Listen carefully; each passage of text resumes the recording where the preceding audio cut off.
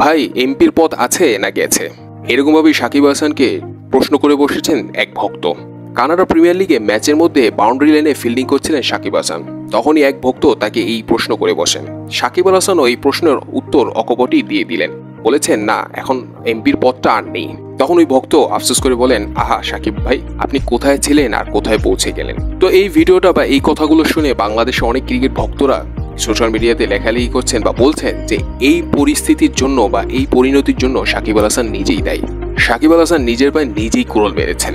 বাংলাদেশের যখন প্রয়োজন ছিল সাকিবের, তখন সাকিব কিচ্ছু করেননি বা বলেননি। সাকিব তার ফ্যামিলি নিয়ে আনন্দ করেছেন, তিনি তার খেলা নিয়ে ব্যস্ত ছিলেন, তিনি তার কাজ নিয়ে ব্যস্ত ছিলেন। আর এদিকে বাংলাদেশের মধ্যে শিশু থেকে যুবকদের লাশের পর লাশ পড়ে যাচ্ছিল, এগুলো দেখেও সাকিব একদম চুপ ছিলেন। তো যার কারণে এরকম পরিণতি সাকিবের হবে, এটা স্বাভাবিক। সামনে যে আরো কত ভয়ঙ্কর পরিণতি রয়েছে সাকিবের জন্য, সেটার জন্য প্রস্তুত থাকতে বলেছেন বাংলাদেশে অনেক ভক্তরা।